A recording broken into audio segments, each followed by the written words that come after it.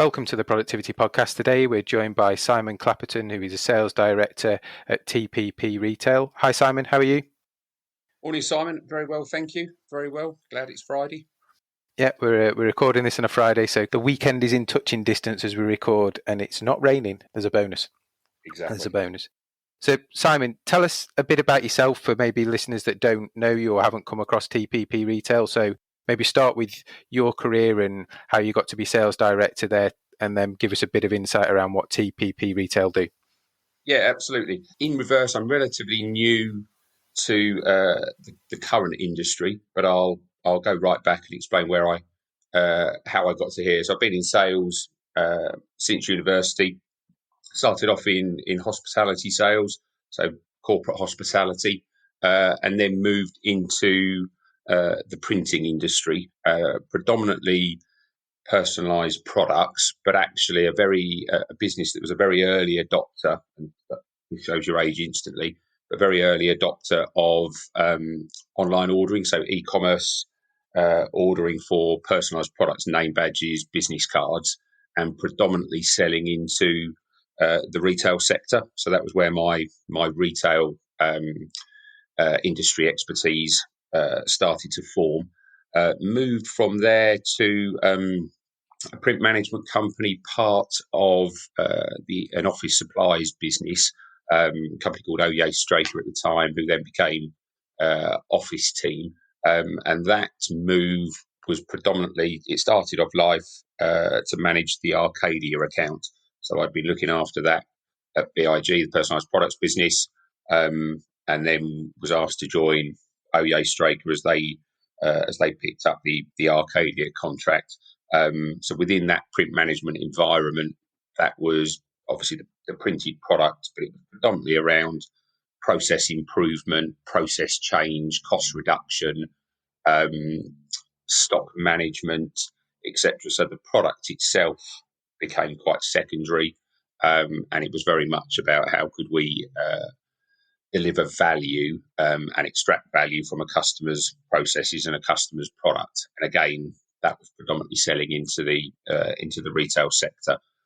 Through working at Office Team, I then built up a relationship with TPP Retail, the pricing people as they were called then, probably 6 years ago, and we resold a little bit of TPP's product and solution, and it's been sort of a relatively long courtship until March last year.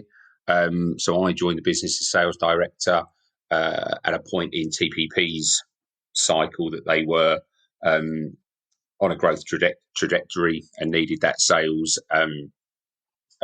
management, sales directorship to come into play. So joined that TPP on the 1st of March, and obviously on the 28th of March, the whole world went into full lockdown. So it's been an interesting 14 months for me, but a fantastic 14 months.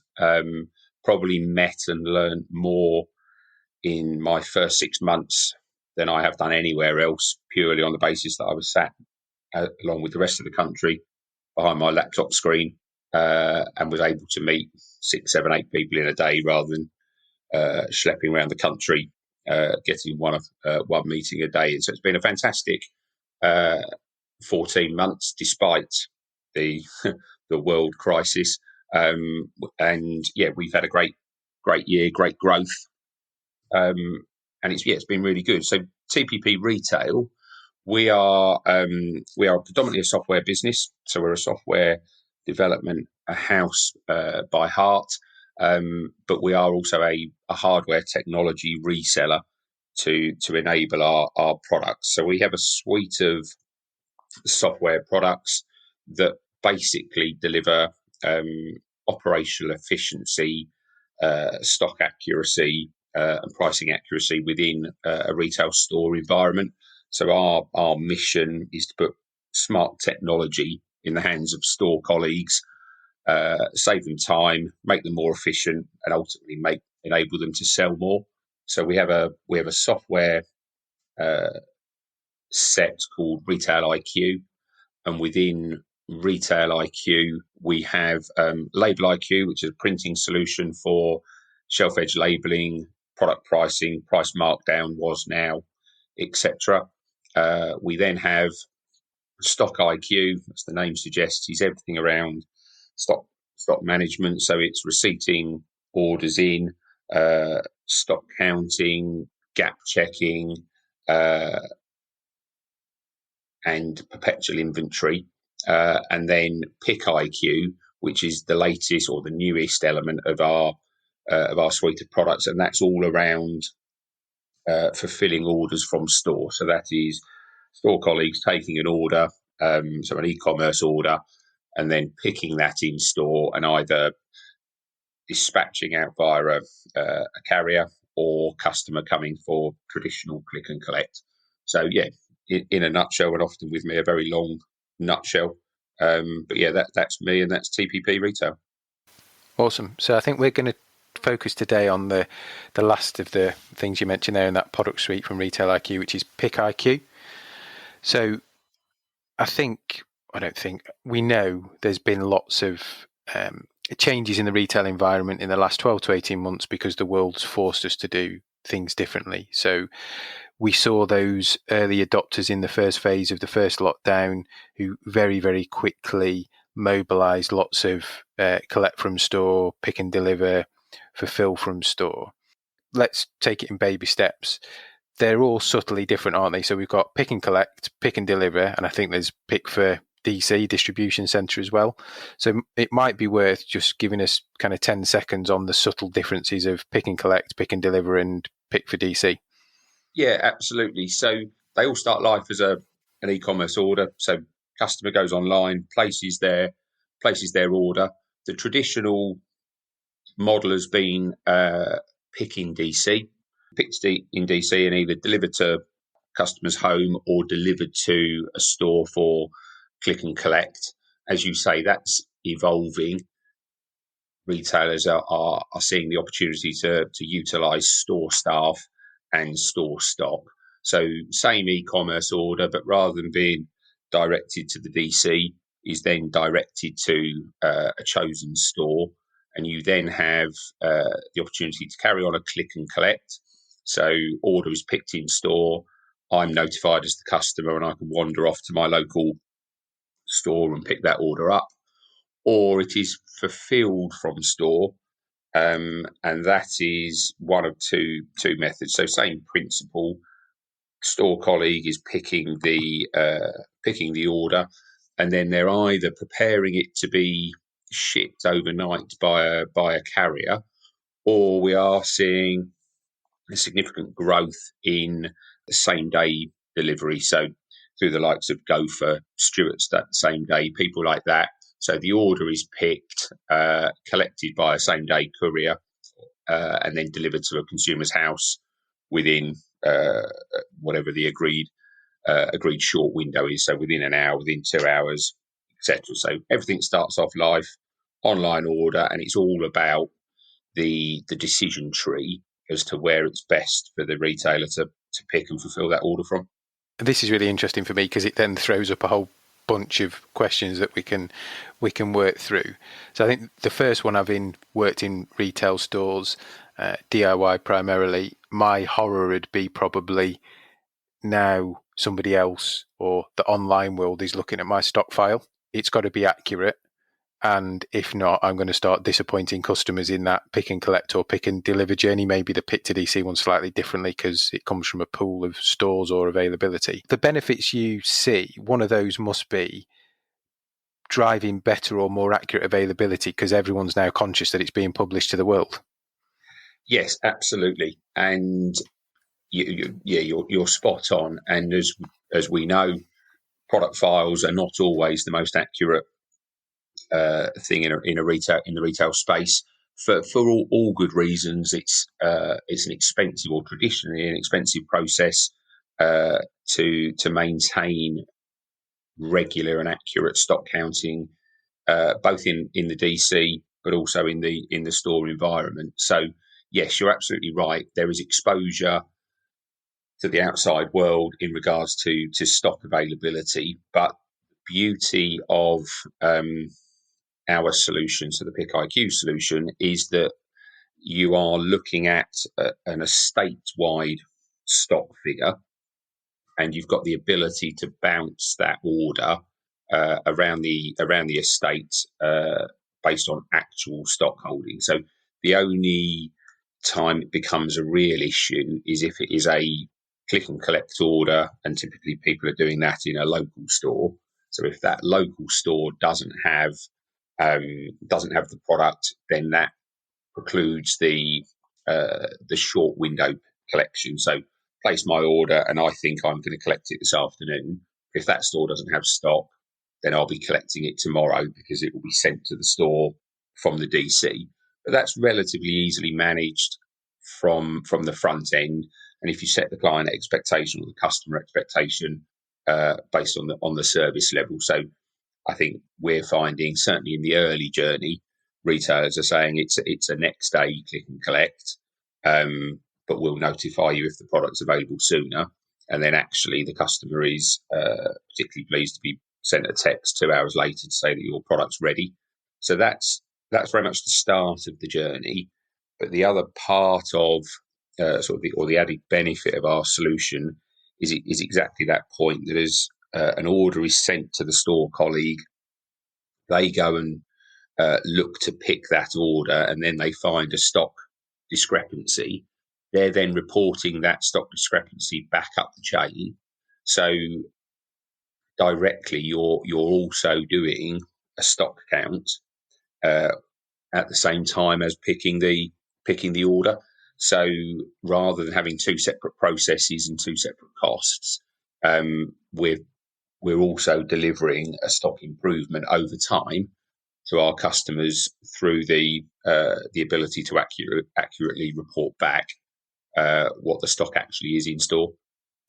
Yeah, no, that makes complete sense. And again, I think back to my retail days, we used to have, I think it was, 80% of the items that you sell in some of these big out-of-town warehouses sold less than one a week in the company. So actually, in the early days of e-commerce, for the distribution center to hold that stock was a big overhead, because if it came in cases of 12, 24, you had half a year's cover almost. So that ability to access stock that's slow selling from a store point of view rather than a DC point of view must be interesting. But also then you start to roll that forward into discontinued stock. So actually, can you sell through that if there's pockets of discontinued stock in the business, rather than again taking it back to DC? You can start to move that around, or at least identify where it could be picked from, which then all gets into cost overhead reduction, doesn't it, and all those other kind of wider financial benefits. Absolutely. It's all of those points are very salient, and you've got exactly that point, that you've got these DC, and best will in the world, it cannot hold all of the colours in all of the sizes across a broad product range. And I was talking to a DIY hardware customer the other week, and they were talking about having two DCs, one for consumer products and one for trade customers. So already they were splitting into two environments, but some of the products crossed over. And the point of, or not the point of, but one of the benefits of the Fulfil from Store model is effectively you've now got visibility or availability of stock across, and we've just gone live in a fashion retailer with 150 stores. So they've gone from a single point of failure with a DC to now having 151 DCs effectively, so 150 small pick locations and the one large DC. And in theory now they've got that product somewhere in their estate, obviously with the exceptions of fast movers, etc. So yes, they've got availability of all of the products in all of the colours, in all of the sizes at any given point. But also they are a fast fashion business, and that's, as we're seeing that sector grow, they hold limited stock, and often it's around the demand. So a popular product There's a lot of social media hype around there being limited availability, which of course makes it more desirable. But that will have regional variations. So if they push that product, and they typically only push one of each size to each store, and then hold obviously a limited number in the DC, but there will be regional variances. So they have exactly your point, situations where a number of stores in the network are holding slow moving or non-moving stock, and prior to adopting Pick IQ, their only route to that was to send that product back to the DC. So you're adding process cost, you're adding physical cost in terms of sending it back to the DC, and then that product has got to be fulfilled from the DC when it's ordered. And when you're talking about fast fashion at a relatively low price point, by the time you've delivered the product to the store, shipped it back to the DC, and then dispatched it from the DC, you've probably lost all of your margin, if not more, in delivery costs. So their estimation is that they're going to see probably about a 14% sales boost just by having access to the stock at all points. And there's a £150 million business, so it's a significant boost for them.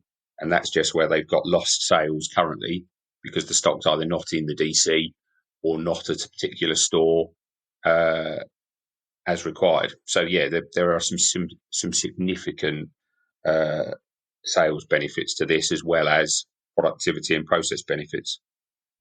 And it's interesting you touched on kind of that sales increase there. So again, putting my store manager's hat back on, I'd probably have two questions for the head office teams when this was rolled out. One, who's getting the sale for it? So if I'm picking in DIY, and we'll come on to bulk pick and single pick and part pick in a second, if I'm picking a pallet of laminate flooring for somebody who's going to come and collect it and it's a 300 quid sale, one, do I get the sale for that? Because I might be incentivized or bonused against that. And two, do I get the labour to pick that as well? So in my workload model, workforce management system, whatever it might be, do I get the hours for picking orders? Because I think at a company level, it's the perfect thing, but at a local store level, you kind of need to understand where your gain is for doing that. Does that make sense? Absolutely. And we're finding, and it was interesting. So 18 months ago, so pre-COVID, when this was starting to be on people's radars, but perhaps not with the urgency that it is now, that there was sort of a variable view on that sales piece. Some of our customers just said, look, we take a blanket view that e-commerce sales generate X, and we will evenly distribute that across the entire store network. I had an interesting conversation with one customer who took what I would suggest is a fairly old-fashioned view that I'm paying these store colleagues to come to work, they'll do it and they won't benefit from the sale. I don't think they'll see much of a boost from this activity. But then the others, and this is becoming more and more the model, is that the orders that are picked by that store benefits from the sale. And what they're then seeing is an uptick in positivity within the store from the store colleagues, because they're seeing a benefit to the activity that they're doing. But also it's driving wider activity. So as a store manager, you'll remember sort of great pride in the sort of the appearance of your store, the performance of your store, the sales figures in your store. And now with the world of social media, so we're seeing individual store managers, individual store colleagues promoting their store and talking about their sales activity and their success, because ultimately they still want customers into the store, and they're finding other ways to entice customers in or use the space in store to create an experience for that customer, whilst they're generating the sales through the e-commerce picks.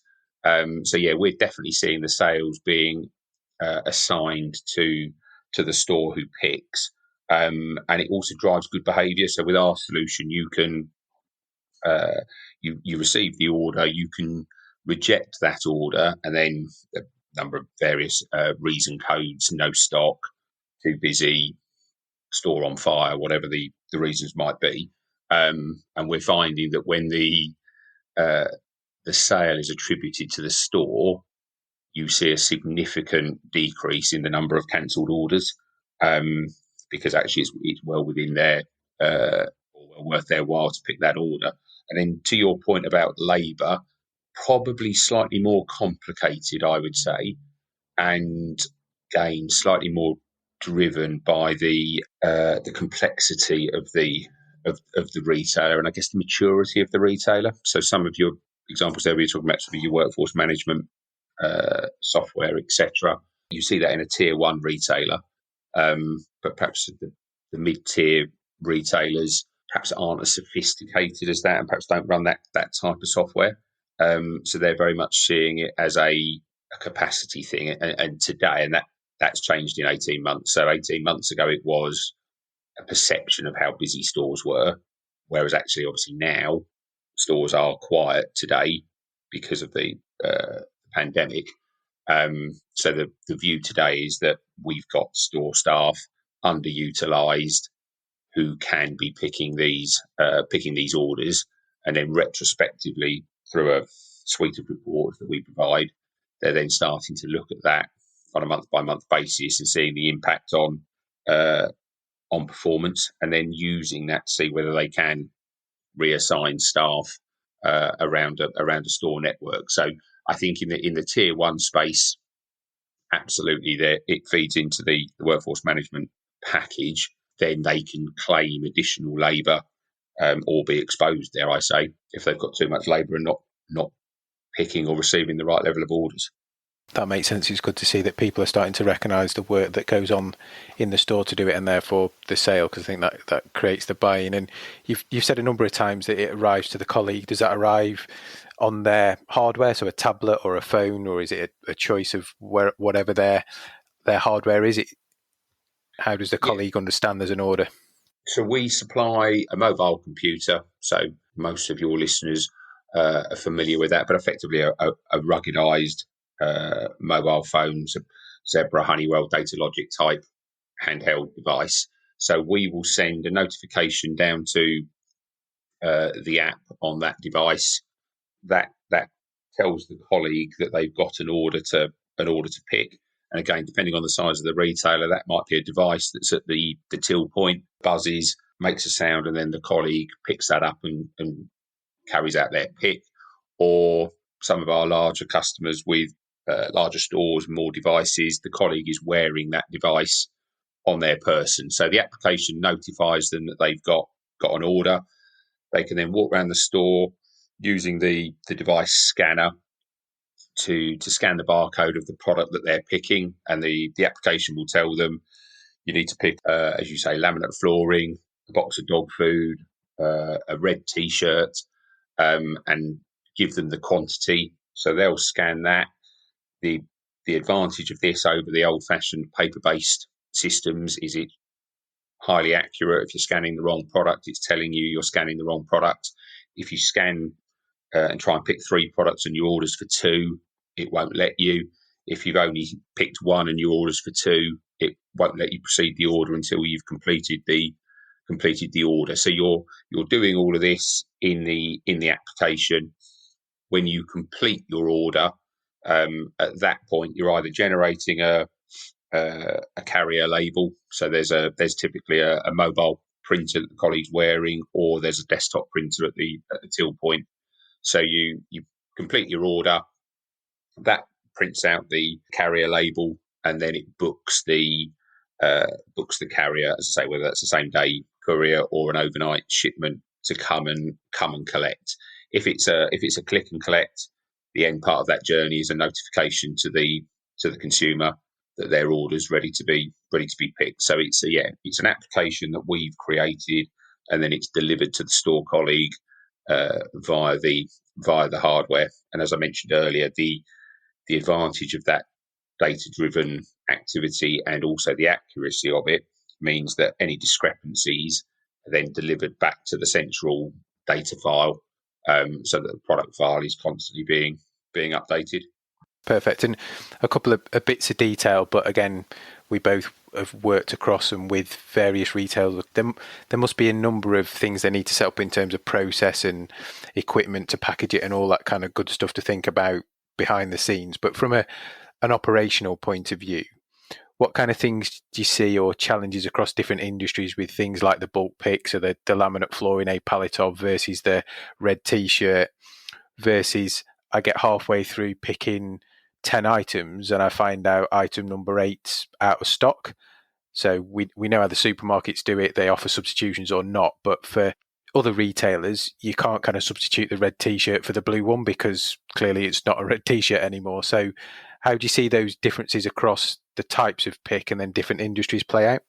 Yeah, it's a really good point, and you're absolutely right. You can't replace a red t-shirt with a black pair of trousers, and that's the sort of extremes you see with your supermarket substitutions. So, as much as they do it, I'm never quite convinced they do it that well. So, yes, it's through the order. So, if you get to the point where you get to the red t-shirt and you find that it isn't there or it's stock damaged, you can then report that back, and we've got customers that take a different view. Some say, right, you're now effectively rejecting the whole order, so slightly frustrating for the store colleague who's perhaps got 4 items to pick, has picked 3, can't complete the order, and has then effectively wasted that time. But we are finding that there's some acceptance that they'll have that early adoption pain, but now because they're reporting back that stock discrepancy, their product file on a daily, weekly, monthly basis is becoming much more accurate,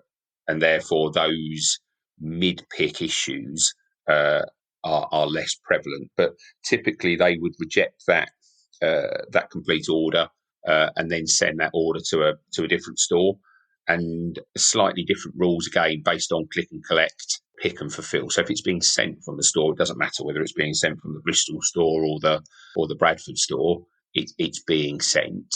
But if it's for collection, then obviously there's again a decision tree that sends the customer a note that says you've ordered 4 items, 3 of them are ready, the 4th one will be available tomorrow, and then they've got a choice whether they come and collect twice or wait. In terms of your bulk scenario, it's typically that those are for a click and collect environment. So certainly the retailers that we've worked with are less keen to offer a delivery solution on a large bulk, perhaps just don't have that infrastructure in place yet. So they then typically restrict those bulk products perhaps to a smaller set of stores, and then you've got perhaps a longer journey for your collection order than you would typically have. So the bulk orders, I would say that the process isn't as well developed as it is on a smaller, either small order 2-3 items or just small item red t-shirt, box of dog food scenario. It's fascinating, and I'm sure with all these things, the processes will get slicker, and we've been out measuring some kind of pre-pandemic and seen some massive improvements in measurements post-pandemic, and clearly your software will evolve as well. Simon, if people want to find out more about Pick IQ or Retail IQ in general, where's the best place for them to find you? Yeah, absolutely. You can visit our website, tppretail.com. Send me an email. I'm always online. Don't tell my wife and kids that. But yeah, Simon at tppretail.com. Yeah, drop me an email, visit our website. I'm more than happy to discuss this in more detail with anyone who's interested. Perfect. And I'll put a link to your LinkedIn profile on the show notes so people can just click on those, and if they want to connect, there's another way to get in touch there. Final question from me then. Everybody that comes on the podcast gets it. What's the best bit of business advice you've ever been given?